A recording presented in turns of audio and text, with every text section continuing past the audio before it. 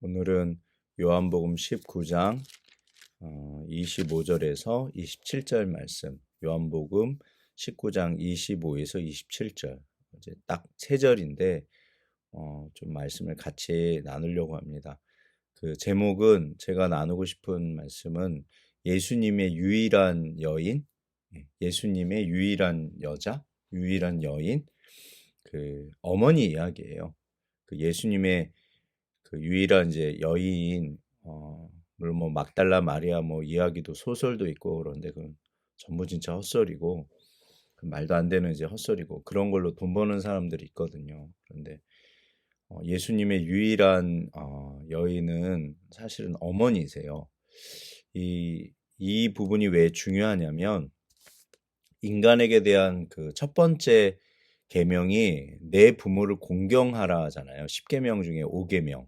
1에서 4계명은 이제 하나님에 대한 것, 그 다음에 이제 5에서 10이 인간에 대한 건데, 그 10계명의 특징이 그 위로 올라갈수록 중요한 거가 있어요. 그래서 5계명이 제일 중요하고, 그러니까 6계명이 살인하지 말라, 7계명이 간음하지 말라, 8계명이 도둑질하지 말라. 그러면 이렇게 가만히 보면 위로 갈수록 중요해져요. 그러면 살인죄보다 더 중요한 게 내 부모를 공경하는 거예요. 그러니까 부모님을 공경하지 않으면 살인죄보다 훨씬 큰 죄가 된다는 거예요. 이게 뒤집어서 생각해 보면. 그러니까 그만큼 너무너무 중요하다는 말씀이신데, 그 이제 제가 사실 성경에 보면 예수님께서 그러면 이제 부모님을 공경하셨냐, 물론 이제 그런 이야기가 자세하게 나오진 않아요. 하지만 이렇게 성경을 읽다 보면, 이제 우리가 묵상하고 이렇게 들어가다 보면 이거 알 수 있거든요. 그러니까 예수님의 왜 제가 유일한 여인이라고 말씀드렸냐면, 어제 주일날 잠깐 말씀 나눴지만 예수님의 첫 사역이 성전 청결 사역, 그리고 마지막 사역도 성전 청결이에요. 그러니까 성전을 깨끗하게 하시고, 그렇게 시작하시고 또 마치실 때도 성전을 깨끗하게 하시면서 마치세요. 그러니까 이게 굉장히 중요하다는 뜻이잖아요. 그런데 예수님의 첫 기적은 가나의 혼인잔치. 그런데 거기서 등장하는 여인은 어머니 마리아. 그런데 지금 십자가, 예수님의 마지막 순간에 등장하는 여인이 또 있는데 어머니 마리아예요. 그러니까 예수님의 유일한 여인은 어머니세요. 근데 제가 이 예수님은 결국 우리들의 모든 것입니다. 예수님은 하나님이시고 이 땅에 사람으로 오신 하나님이시고, 그런데 그러니까 하나님이신 예수님이 있고 인간이신 예수님이 있어요. 이게 이제 양성이라고 그래요. 인간성과 신성과 인간성을 같이 가지신, 이게 근데 참 이게 우리 인간들로서는 사실은 이해할 수 없는 부분이에요. 하나님이신데 사람이시다? 그러니까 무한하신데 유한하신 거예요. 무한하신 존재가 유한하신 건데, 검은색과 흰색은 다르잖아요. 근데 검은색이면서 흰색이다, 뭐 이런 거랑 비슷해요. 사실 이게 모순이에요. 말이 안 되는 건데, 제가 볼 때는 하나님의 삼위일체가 대표적으로 그러거든요. 이게 말이 안 돼요, 원래. 그런데 하나님이시기 때문에 돼요.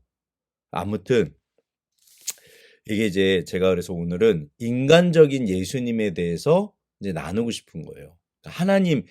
하나님이신 예수님 말고 인간적인 예수님의 어떠하심, 그리고 그 5계명 중에 내 부모를 공경하라. 그러면 하나님은 공경하셨냐? 정말 공경하셨어요. 세상의 효자도 이런 효자가 없어요. 일단 첫 번째 사건, 이제 가나 혼인잔치로 가보시면 아시는 것처럼, 너무나 유명하잖아요. 아시는 것처럼 그 어머니 마리아의 친척이셨던 것 같아요. 그래서 이제 그 나사렛에서 이제 좀 뭐 떨어져 있었지만, 아무튼 갈릴리 가나에서 혼인잔치가 벌어졌습니다. 포도주가 떨어졌습니다. 그런데 이거를 어머니가 부엌에서, 이제 부엌을 들락날락 할 수 있는 분은 뭐 가까운 사람이 아니면 손님 뭐 아니잖아요. 손님이 들어갈 수는 없으니까. 그러니까 이제 그래서 친인척 관계일 거라고 이제 이야기들을 하는 거거든요. 그러니까 이렇게 다 따지다 보면 이게 알 수 있어요. 그래서 이제 어머니 마리아가 이제 그걸 알고 누구한테 가냐면, 근데 여기서 한 가지 기억하실 게, 포도주가 혼인 잔치 때 떨어졌다? 제가 성지순례를 다녀왔잖아요. 이제 목사님께서 유대인들이랑 사시니까 있을 수 없는 일이래요. 이거는 일어날 수도 없고 일어나서도 안 되고 아무튼 이건 있을 수 없는 일이래요. 그러니까 이게 난리가 난 거예요. 일단 만약에 포도주가 떨어졌으면 보통 이제 뭐 이렇게 일주일인가 하는데, 그날은 이제 땡이고, 갔다 왔다 포도주 사오려면 한 2, 3일 걸리고, 그러면 그냥 이 혼인 잔치는 다 망친 거예요. 그러니까 이게 있을 수 없는 일이 벌어진 거예요. 네. 이게 시골이기 때문에 어디 가서 포도주를 사와야 되는데, 그 먼 거리를 뭐 이 당시 말을 타고 다니던 시대도 아니잖아요. 자동차가 있는 것도 아니고. 그럼 뭐 사람이 가서 사온다? 이게 아무튼 이게 말이 안 되는 거예요. 그러니까 근데 이제 마리아가 어머니를 찾아갑니다. 마리아가 예수님을 찾아가죠.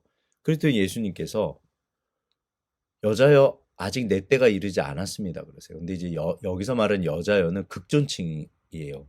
어머니 아직 내 때가 이르지 않았습니다. 그런데 두 분 사이를 보면 마리아가 예수님의 어떠하심을 알고 있어요. 그러니까 예수님을 찾아간 거예요. 근데 이제 그래서 사실 예수님이 딱 읽어보시면 거절하셨잖아요. 근데 마리아가 종들한테 가서 예수님이 시키는 대로 해라 그래요. 여기서 알 수 있는 거 제가 지난번에 한번 나눴는데, 왜 예수님이 안 된다고 했는데도 마리아는 그냥 대답도 안 듣고 가서 종들에게 저기 예수님이 시키는 대로 해라. 딱 왜 그랬을까요? 여러 가지 이제 뭐 저희가 있지만, 이제 우리가 그냥 쉽게 생각하시죠. 내 아들이 있는데 이 아이가 한 번도 내 말을 어긴 적이 없어요. 엄마 그건 좀 곤란한데, 이런 거예요. 야, 너 저기 아유 엄마가 급해서 그러는데 저기 저 가게 가서 식용유 좀 사라. 엄마 나 지금 시간 나 진짜 없는데, 나 지금 급하게 해야 되는 곤란한데. 근데 결국 이 아들은 가요. 왜냐하면 어머니 말씀을 한 번도 어긴 적이 없으셨던 거예요. 그러니까 세상에서 이런 효자는 없습니다. 하나님은, 그러니까 물론 예수님이 하나님이시긴 하지만, 반드시 기억하실 게, 성경에 나오는 모든 명령과 모든 율법, 아무튼 이런 어떤 법들은 하나님만이 100% 완전하게 지키세요. 인간은 그렇게 못합니다. 그래서 성경에 어떤 이제 본을 보인다는 표현을 계속하세요. 예수님만이 말씀을 100% 지키셨어요. 이 세상에서 가장 효자는 누구실까요? 예수님이세요. 네. 이 땅에 존재했던 모든 아들들 중에, 딸 중에, 아무튼 자녀들 중에 가장 효자는 예수님이셨어요. 전심으로 진심으로. 그러니까 그거를 염두에 두시고 예수님께서 이후에 어머니가 찾아오셨는데 동생들이랑 찾아오거든요. 그랬더니 예수님이 좀 매정하게, 누가 내 가족이냐, 약간 딴소리를 하세요. 예, 내 말을 지키는 자들이, 여기 있는 사람들이 내 가족이다, 그런 얘기를 하세요. 그런데 이게 매정한 게 아니라 그렇게 효자이신데도 그렇게 말씀하실 정도로 그 말씀이 중요한 거예요. 실제로 예수님은 절대로 효자세요. 그러면 이제 다시, 그러니까 상식적으로 예수님께서, 하나님께서 말씀을 어기실까? 시켜놓고 본인은 안 하신다? 그건 악마나 그럽니다. 악마 같은 인간들이나 그러지, 정말 좋으신 분들은, 보통 최고의 우리가 존경하는 그 지도자들, 존경하는 인물들은요, 본인들이 본을 보이시는 분들이지, 시켜놓고 자기는 뒷짐지고 뒤에 있는 사람은 인류 역사상 존경하는 사람이 아무도 없습니다. 그건 있을 수 없는 일이에요. 네. 가라가 아니라 가자예요. 그래서 먼저 본을 보이고, 그래서 이순신 장군이나 세종대왕이나 뭐 모든 국가에서 존경받는 모든 분들은요, 가장 최전방에 있습니다. 물론 메가더 장군은 후방에서 뭐 사령관이니까. 근데 그분이 몸만 후방에 있었던 거지. 예를 들어서 메가더 같은 분들도 아이젠하워나 뭐 우리가 존경하는 그런 분들은 리더십은 뒷짐지고 본을 보이지 않는데 내가 희생하지 않는데 리더십을 보인다. 그런 건 없습니다. 하물며 인간조차 그런데, 예, 하물며 인간조차 그런데 그러면 하나님께서 예수님께서 따라서 예수님은 정말 그러니까 저는 가나 혼인잔치 묵상할 때마다 너무 회개하는 게 있어요. 어떻게 부모님 말씀을 한 번도 어기지 않으셨을까? 진심으로 어머니를 사랑하셨어요.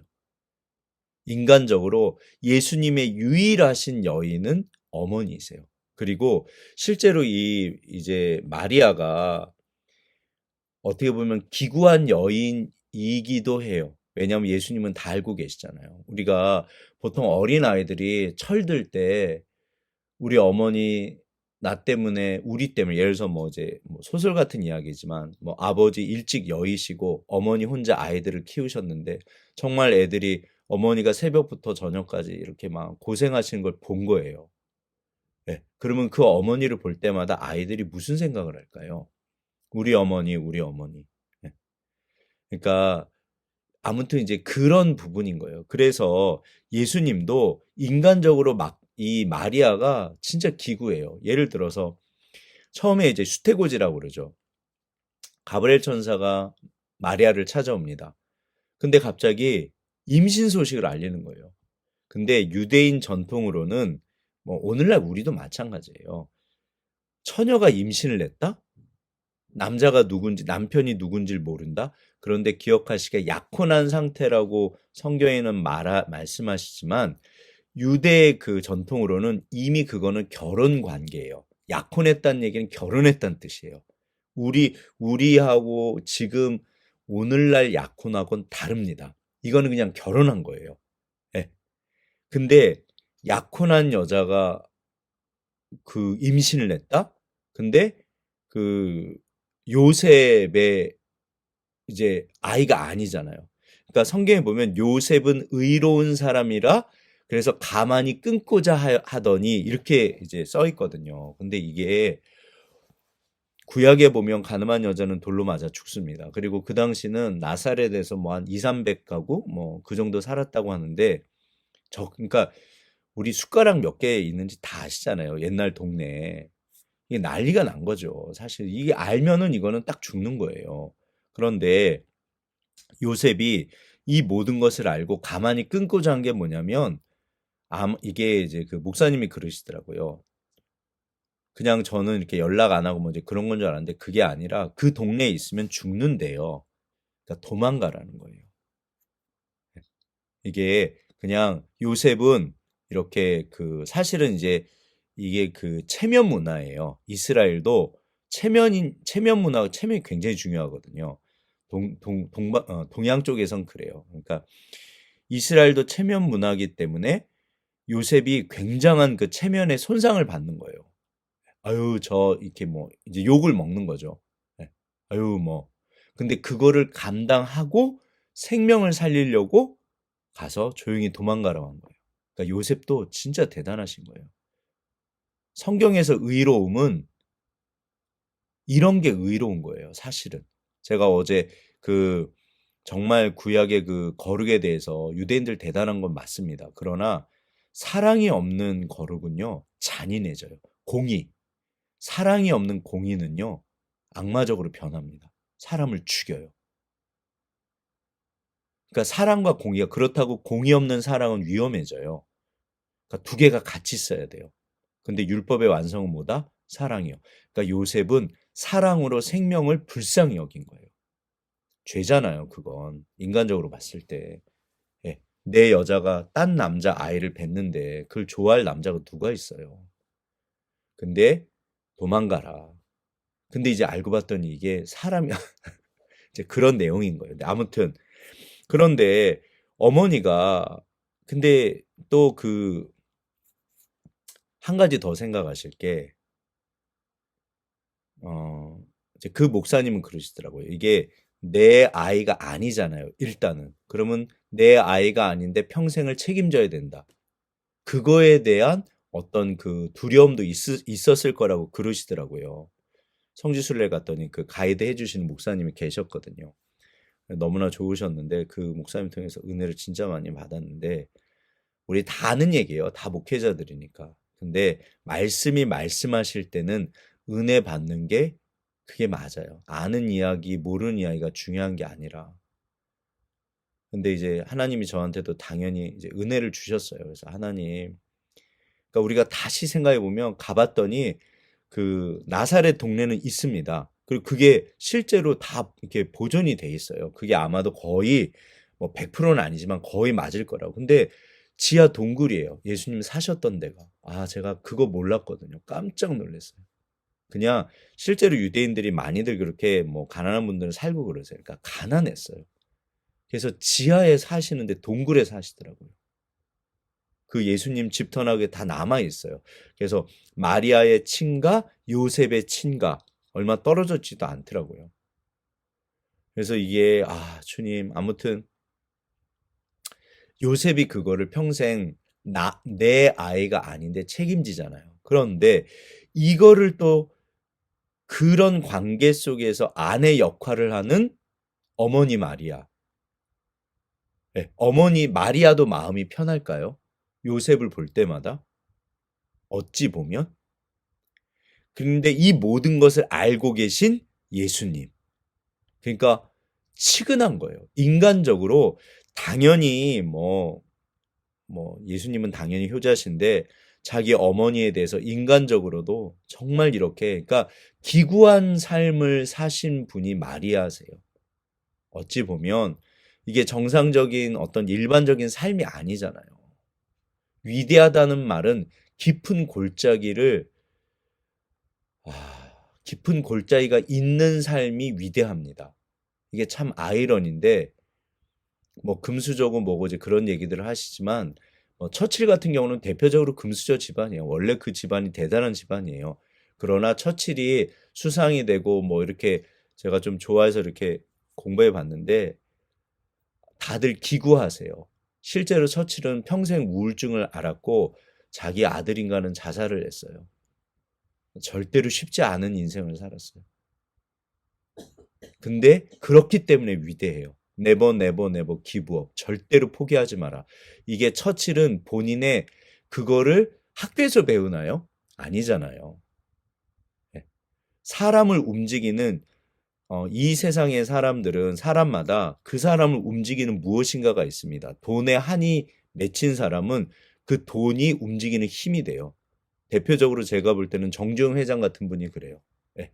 이게 정말 찢어지게 가난하신 분들이 정말 그 돈에 대해서 한이 생기면 무섭게 돈을 벌어요. 그러니까 사람마다 그래서 위대하다는 말은 깊은 골짜기가 있다는 뜻이에요. 성경의 모든 인물들은 전부 광야를 지나갑니다. 심지어 일반 사람들도 그러잖아요. 맹자님이 하늘에서 사람을 내실 때는 정말 어려운 모진 고난을 허락하신다. 근데 그게 맞는 말일 수밖에 없어요. 그렇기 때문에 위대함이 거기서 이제 나오는 거거든요. 그러니까 마리아 같은 경우도 제가 볼 때는 천주교가 마리아에서 사실 제가 마리아 좋아하지 않아요. 예, 이건 정말 제가 이번에 가서도 학을 떼고 왔는데 천주교는 주님 진짜 근데 아무튼 그러나 마리아 자체를 놓고 보면 정말 위대하세요. 너무너무 귀하신 분이에요. 그 모든 것을 묵묵하게 참아내시고 아들로서의 예수님과 하나님으로서의 예수님을 동시에 가슴에 품은 거예요. 한많은 여인입니다. 아마도 학자들 말로는 그 남편이 이제 요셉이 일찍 이제 돌아가셨을 거라고 그런 얘기들을 해요. 예. 그러니까 그 자녀가 이제 이게 남자가 오형제고 이제 딸이 뭐 한 2명 뭐 이렇게 꽤 많으세요. 그럼 그 모든 자녀들을 키우신 거잖아요. 이스라엘에서 가장 불쌍한 분들은 고아와 과부입니다. 과부는 진짜 힘든 세상이었어요. 이 당시는 먹고 살 그런 저희가 없어요. 그러니까 이 모든 것을 감내하신 거잖아요. 그러니까 예수님이 이거를 알고 계세요. 그러니까 얼마나 자기 어머니를 보실 때 인간적으로도 치근하신 거죠. 한많은 여인, 기구한 인생이에요. 기구한 삶을 살아내신 나의 어머니, 그 마리아. 그래서 예수님의 유일하신 여인은 어머니세요. 마리아. 그래서 마지막 가실 때 자기 어머니를 사랑하는 제자에게 부탁하십니다. 얘야, 너의 어머니다.